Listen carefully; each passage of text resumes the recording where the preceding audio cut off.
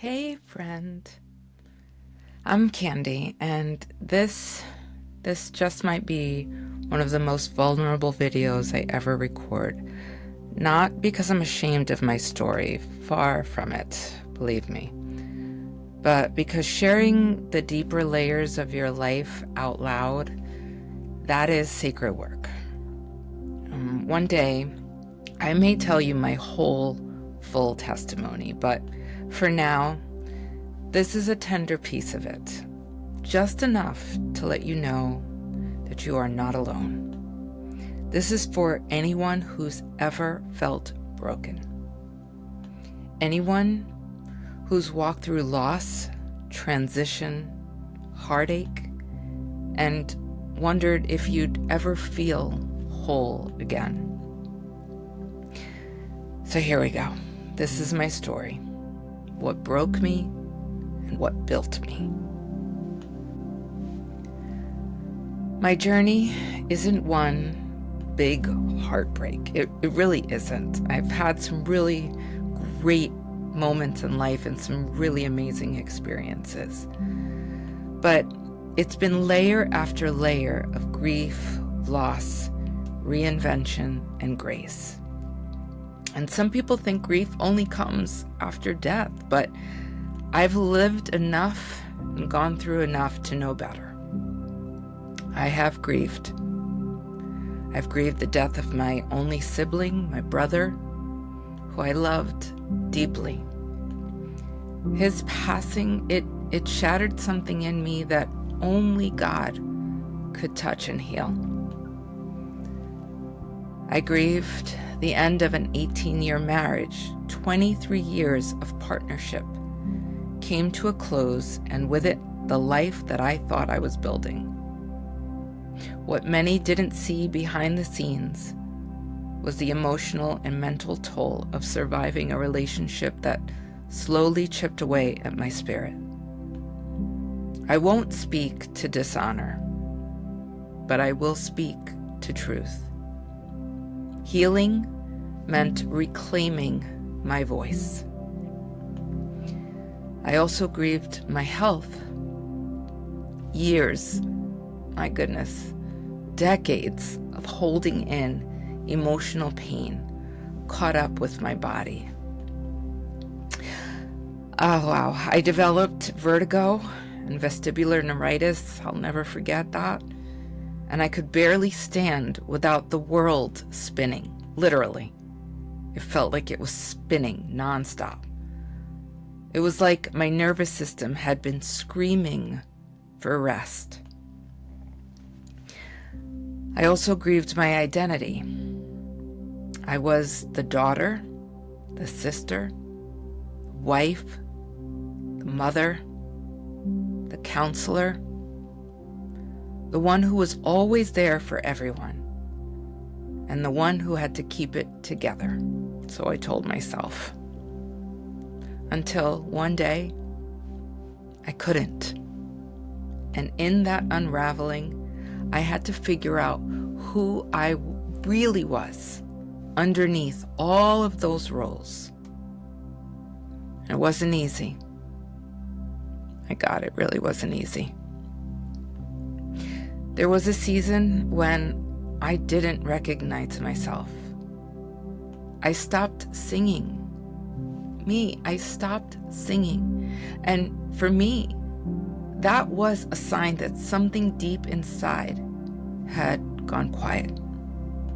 Singing was my natural, God-given gift. It was how I worshiped, how I released, how I connected with joy. But after my brother died, I couldn't do it anymore. He was my only sibling, and watching him suffer his entire life with a rare genetic illness, one without a cure, it was heartbreaking. Oh my God, it was heartbreaking. And his passing, it left an ache that ran deep, and for many years. Then, not long after his passing, I was laid off from work during the 2008 recession. Remember that time period? I had built a career in pharmaceutical and medical sales over nearly a decade. I was a new mom, caring for my beautiful blessings, my twin girls. And I had just come through a high-risk pregnancy that had me on bed rest for most of the time I was pregnant. Oh my goodness. Grief, job loss, motherhood, uncertainty, it all stacked up. And I found myself in a place where I wasn't singing, I wasn't dreaming, I was just surviving. But my daughters, they were watching me, and something stirred in my spirit. They're learning. They will learn from how I rise. And I knew I had to do inner work, not just to press on, not just to cope, but to really heal. I had to show up for myself with compassion, to acknowledge all I had been through. Not just the big losses, but the quiet ones too. Ones that sneak up on you. I had to trust that God was still with me, even in the silence. He hadn't left me. He was holding me the whole time. I just had to slow down long enough to feel it. After relocating to the Gulf Coast of Florida, I began a new chapter that would shape me in ways I never expected. I couldn't see it coming. I became a grief and trauma counselor, working both in community mental health and private practice. For 10 years, I sat with people in their pain, helping them process loss, trauma, and deep emotional wounds. That work was sacred, and it was very heavy. After a decade of holding space for others, my own emotional reserves were running dry. I was burned out, and at the very same time, my marriage was coming to an end. It was a season of deep endings and unexpected new beginnings, because that is when I found God. I mean, I really found him.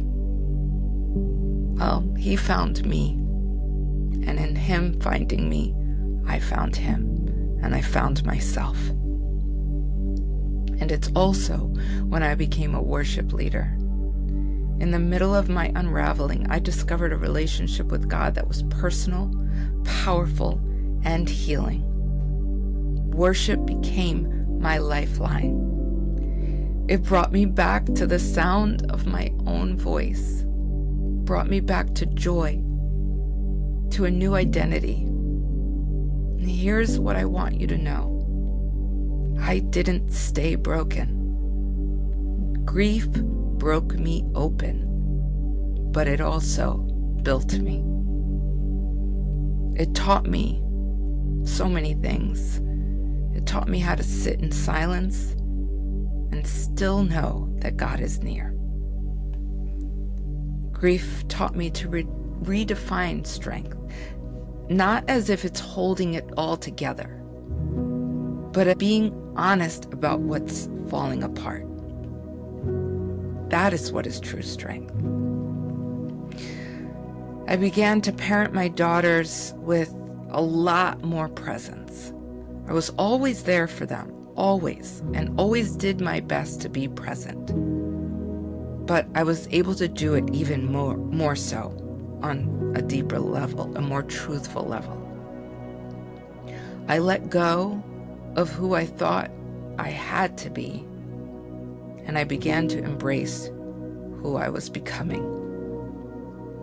I stepped out in faith, and it changed everything. Today, I'm thriving in a real estate career I never imagined for myself. I'm in a relationship rooted in God's covenant and commitment, one that has more honor, more gentleness, and more sacred love than my marriage ever had. My daughters are watching their mom rise. They're seeing a woman who has been through the fire and came out stronger. They're learning what love looks like because they see me being cherished, respected, and spoken to with kindness every single day. And after years of silence, I sing again, not from a place of pain, but from a posture of worship and deep, deep gratitude. Grief didn't get the final say. No, it did not. God did. And what He rebuilt in me, oh my gosh, was more than I could ever have thought possible.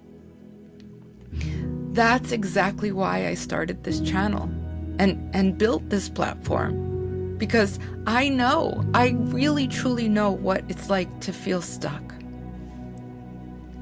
But you can rise too. This isn't just my story. It's a reflection of so many of us. If you've ever walked through the fire and wondered if you'd make it out, if you ever sat in the quiet and thought, is this really my life now? I want you to know, you are not alone. Grief will change you. It changed me, but it doesn't have to define you. You can rise, not in spite of the pain, but because of it. That's why I created From Grief to Grace, a 30-day healing experience. That's why I built this platform and started my channel, Get to Steppin with Kandy. Because I have been there. I have been stuck. I have been shattered. But I've also been restored. And I know what it takes to rise. I want to inspire you to take your next step toward peace, purpose, and the life that God still has for you. If I can do it, so can you. If He did it for me, He can do it for you. But healing, it doesn't happen by standing still. You have got to get to Steppin. So, let this be your first step. I believe that everything good, your peace, your purpose, even your success rests on one thing, a solid foundation. That's what you need. You need a solid foundation for success in life and in business. But here's the truth that no one talks about. You can't build a strong foundation if it's backed by unhealed grief and emotional pain. It's just not going to happen. Grief doesn't just show up after a death. Can I say that again? It doesn't show up only after the death of a loved one.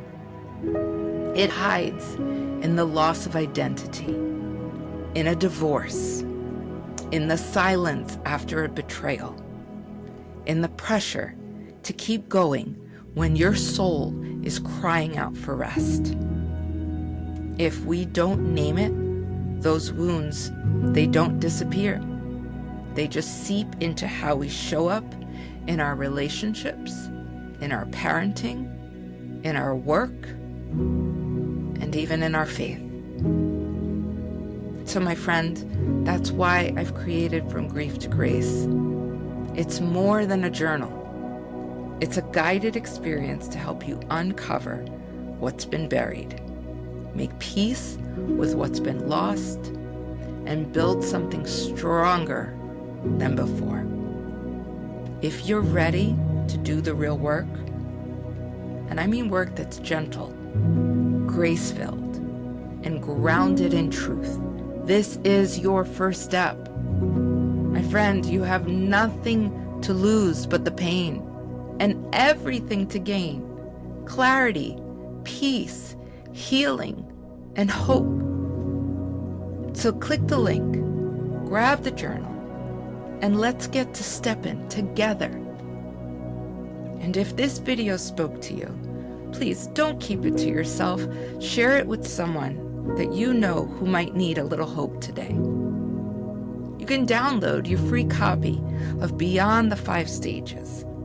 It's a powerful first step towards healing, I promise you that. And if you're ready to explore going deeper, purchase From Grief to Grace, the 30-day healing experience journal. It's where real transformation begins. I know because I've done it.